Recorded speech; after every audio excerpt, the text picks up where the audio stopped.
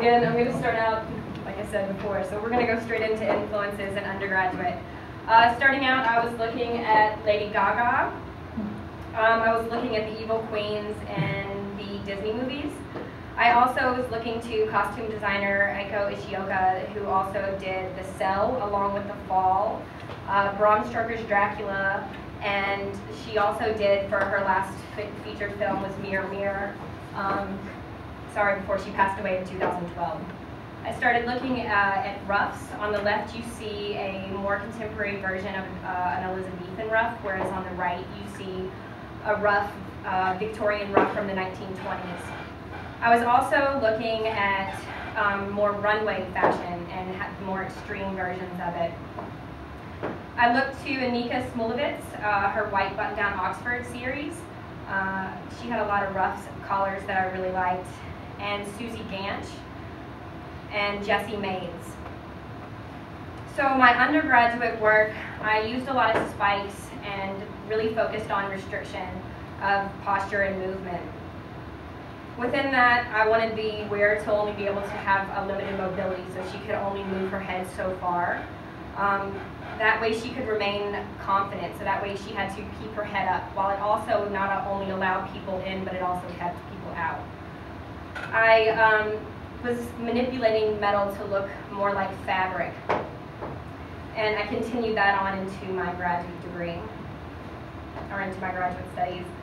So I was still making the neck collars. I started making these neck collars because as I was younger, I felt a lot more comfortable and confident. I wore a lot of chokers growing up, and as I got a little bit older, I didn't feel as comfortable with myself, so I really wanted to remind myself to remain confident at all times. This is my last, what I called metal fabric piece and rough piece within this series. I did these bracelets. I started using a little bit thicker of a material to get a different effect. It made a little bit more of a pleating effect as opposed to a crumpled up piece of fabric that had been tossed aside. With this, I also was tucking away cubic zirconias in the interior spaces. You had to really look at the inside of the bracelets, along with fine silver stones on the, or fine silver balls on the right. I started looking at Marta Matson's work, so you're going to really see her influences within the later pieces. She was taking electroformed beetles and tucking cubic zirconiums on the inside, along with the piece on the right has pig intestines with butterflies. I had seen her work out at SOFA Chicago my first year here, and I really loved how she displayed it and how the pieces looked, that they were contained and layered, and that she had these stones tucked away so you had to really look inside. Natalie Smith, I really enjoyed her work as well. She was taking fibers and coating them in sugar, so they would take on a whole new life of their own as they would continue to be worn. So with this, I had the opportunity to go out to Seattle for the Society of North American Goldsmiths trunk show. With this work, I started layering a little bit more and containing this more fragile metal. I also really started paying attention to duality of pieces. I wanted to be able to have a pendant and a brooch within a piece, so that way you could wear it in any season, along with also making a two-sided piece, so that way this piece could spin. I started leaving the exterior or the interiors bare and raw, and focusing on having these arms start to reach, so that way it could play on distance. With that, here's where you see a little bit more of Marta's influence, where I started tucking away cubic zirconiums all the way throughout the inside and starting to shelter these pieces. With this interchangeable brooch set, the wearer could wear it in any different way she wanted to. She could wear one, or she could take all three and be able to wear it in any way. Through that piece that led me to this bigger piece, I went to Aramont in 2011 and had a hinge workshop. So I wanted to take what I had been making and make a more significant neck collar out of it. So with that, I had taken those previous pieces. I started layering the interior with sterling silver and lining the whole interior walls with the cubic zirconias as well. With this, I had, this is one of the pieces that was in the exhibition in motion, along with the piece, or the artillery show in Florida. I started thinking about those people that had been in my life that had really had a significant influence or impact that had either hurt me or that I just really didn't want to think about anymore. So with this wall piece, when the necklace is tethered into the wall piece, it was a way of showing that you really couldn't break away from them. This necklace, you can move about 6 feet in all directions. But when the necklace is untethered, it shows that she can be confident and remain sexy and completely get rid of all that emotional baggage that she had before. I also had the pieces that started to drip down to show that these things were really disappearing from her, that these things were, the baggage that she had just is completely gone. Again, with the duality of the pieces, I was paying attention to how a person could wear, not only wear these necklaces, but then take a different piece away from it. So you can see right here that this piece right here is completely removable, so she can wear it in a more everyday setting. This was the last of my fabric pieces. I had never really worked with fabric before, so I wanted to really challenge myself to learn a new medium. I had the question posed many times before with my metal fabric, why are you not using fabric? I didn't know it, and I had a love for metal, so like I said, I really wanted to challenge myself in a different way. I started using more powder coating. I hadn't brought color into my work very much before, so I wanted to be able to have the opportunity to do that. I did a series of wall pieces with removable brooches. I started thinking about how people come and purchase these really nice wearable art pieces, and then at the end of the day that they just throw them in a drawer. And I really hated that. So I wanted to find a way that when someone purchased this, that they could find a different way of putting it in their home. That they could take this piece and wear it all day and then have a place to put it back at the end of the night so they could really look at it. I had gone to Arizona last year for the Society of North American Goldsmiths Conference, and there they have a pin swap each year. So I took this time to play. I sat down and made 26 brooches in a week and wanted to start getting to know a different material.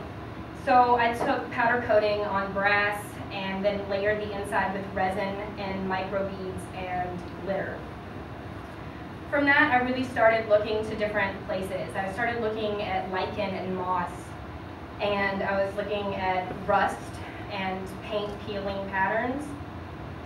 As a child, I always loved rock candy. I love that it's faceted. I always tried to grow it, but was never successful at it.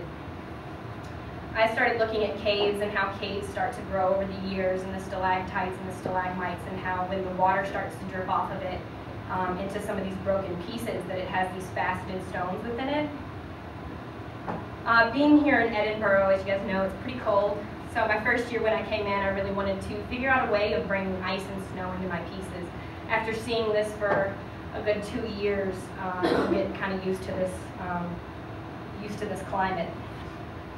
I had gone to Chicago to the Field Museum a couple times, and in the Field Museum they have a gem and mineral room where I didn't necessarily look at the nice cut stones that people had made to put into rings, but more so the growth of the crystals on the matrix.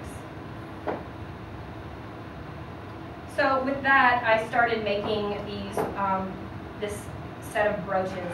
I started to remove that barrier that I had on the previous pieces from the Snag trunk show. As opposed to containing these pieces, I left the walls a little bit more bare. I also started to play with the height differences and the material choices.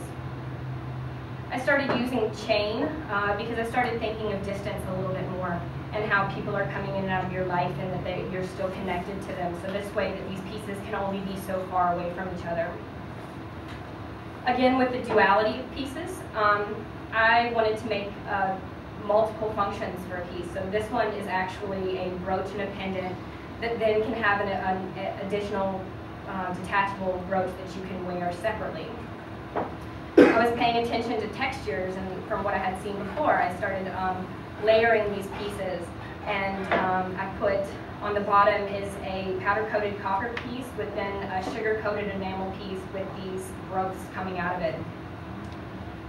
We had, the LARC books had a 500 bead series submission deadline, so I wanted to go ahead and try to do something with that. Instead of using stones the same way and setting them like you normally would, I started setting them upside down so they have a more crystallized effect.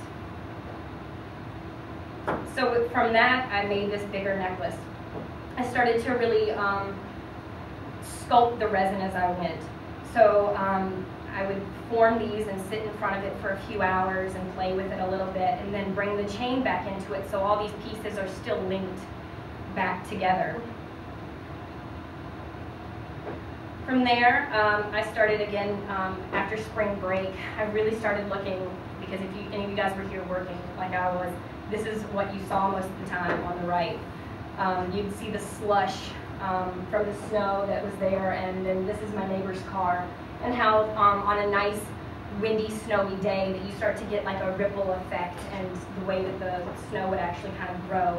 And on the left you see is a cave down in Tennessee that I had been to called Sea Rock City, and in this cave it was it's really funny. They had black lights and these gnomes that were just kind of tucked away and hidden in these like crevices, and it was really funny to me. So from that, I kind of looked at those things and I made a series of neck pieces. This one is that slushy sludge day that's just really depressing when you go outside and it's just disgusting out. And then I made this snow piece that, it was like a really fresh fallen snow day where I think it's just beautiful when you look outside and you start to see that kind of like glitter and how the way the snow actually falls. So I started using glitter in these pieces also to reference back to that. And this is my Sea Rock City piece. So I spent about 4 hours per session sculpting this resin onto these neck forms and layering them and then turning them over and doing it the next day, and using maybe 3 or 4 days as a process for that. So I started removing the walls and the barriers altogether. So you can see straight through, so it also can see the pattern of the clothing that you have on behind it. And like I said before, I really started paying attention to distance. And so I have these thread pieces that are reaching back and forth to each other and reconnecting back and forth to each other. Because of these smaller studies that I've been making, most of my brooches range anywhere from 2 to 4 inches in height and depth and length. Because of those, I went on to make this last necklace, and I wanted to kind of show that that these people in these situations are kind of reconnecting back and forth, that they're constantly surrounding you, and that the people in and out of my life are coming back and forth. On that, I'm going to end with, I don't necessarily start my pieces with this huge concept. I start my pieces with these smaller studies, and I'm keeping my sketchbook or a journal next to me, and I'm constantly writing all my pieces and my thoughts down. Because of that, I think I subconsciously work, that these thoughts are coming back into my work, and as I can look back at my work, I can really see what I was thinking it and how these things really influenced me. I have a show coming up in Bates from the April 28th to May 3rd, and I hope to see you guys at my closing ceremony. And if you guys have any questions,